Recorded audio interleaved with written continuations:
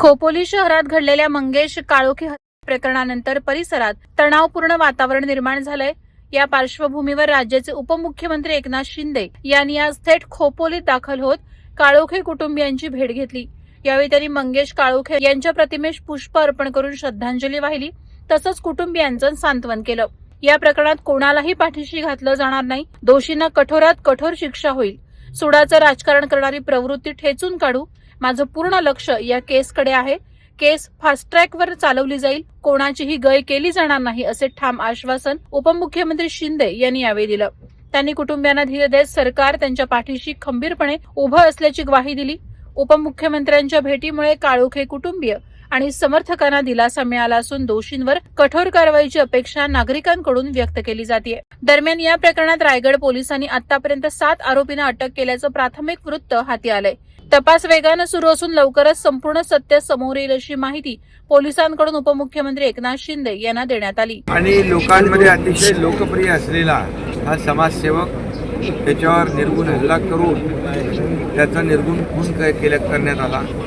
अतिशय अमानवीय पद्धतीने क्रूरपणे त्याची हत्या झालेली आहे आणि ही माणुसकीला काळीमा फासणारी घटना आहे। मुलीला शाळेत सोडवताना या ठिकाणी हल्लेखोरांनी हल्ला केलेला आहे, पाळत ठेवून पूर्णपणे नियोजन करून।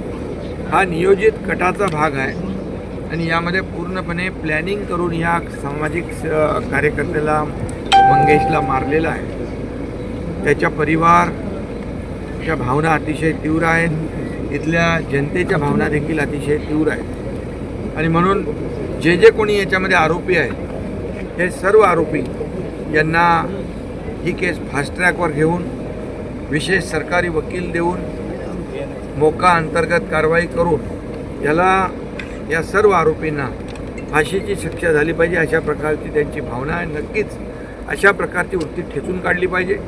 अशा प्रकारची वृत्ती समाज विघातक आहे आणि एखाद्याचा विजय झाल्यानंतर त्याला अशा प्रकारे ज्याला जनतेने निवडून दिलं आणि हे सुडाचं राजकारण जे करतायत ही याची पुनरावृत्ती पुन्हा होता कामा नये, यासाठी शासनाच्या माध्यमातून पोलिसांच्या माध्यमातून याला कठोर शासन झालं पाहिजे आणि कठोर शिक्षा झाली पाहिजे आणि त्यामुळे ही केस फास्ट ट्रॅकवर घेऊन या अशा वृत्तीला फासावर लटकवणं हीच काळाची गरज आहे। आणि म्हणून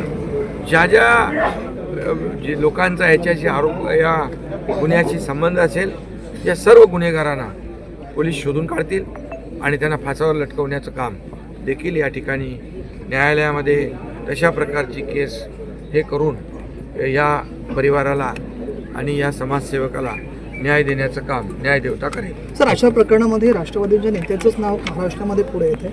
या ठिकाणी देखील जे कोणी असतील ही वृत्ती अतिशय समाजाला घातक आहे। निवडणुका आपण लढवतो लोकशाही मार्गाने,